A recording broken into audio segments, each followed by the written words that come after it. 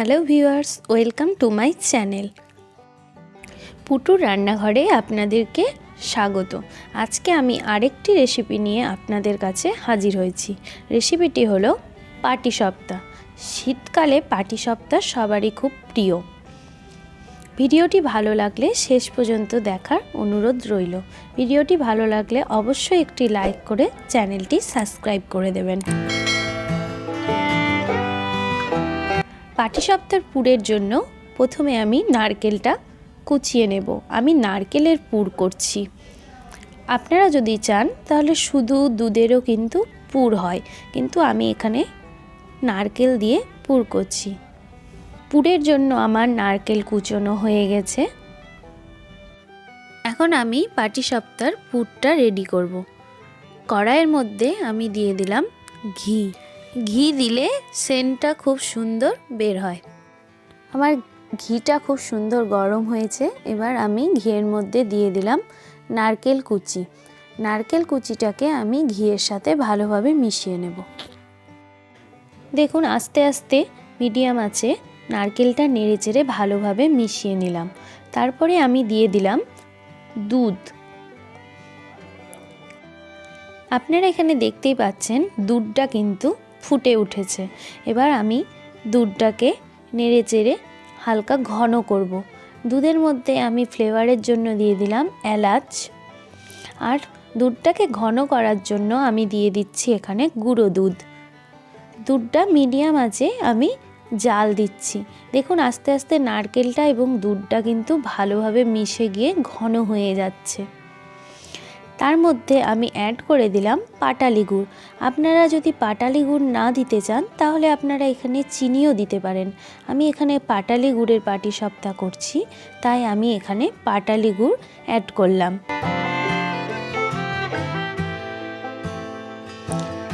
আমার পুর থেকে পুরোপুরি দুধ ভালোভাবে শুষে নিয়েছে।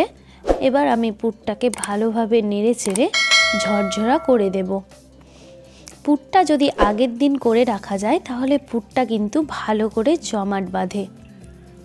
পাটিসাপটার বেটারের জন্য আমি এখানে নিয়ে নিচ্ছি চালের গুঁড়ো, ময়দা, আর নিচ্ছি সুজি, নিয়ে নিচ্ছি সামান্য পরিমাণ লবণ। এবার আমি ভালো করে এগুলোকে গুলে নেব। অল্প অল্প করে দুধ দিয়ে আমি এটাকে গুলে নেব। আমি এখানে অ্যাড করলাম পাটালি গুড়।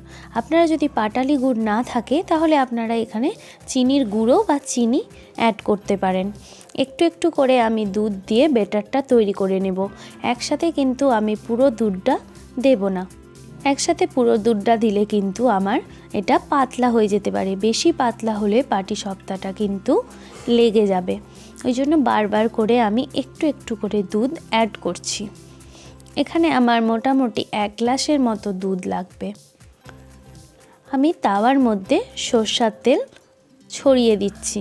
এবার আমি ব্যাটারটা একটু একটু করে পরিমাণ মতো দিয়ে দিলাম। এবার আমি ব্যাটারটা ছড়িয়ে নিচ্ছি। যত বেশি ছড়ানো হবে তত পাটিসাপটাটা পাতলা হবে।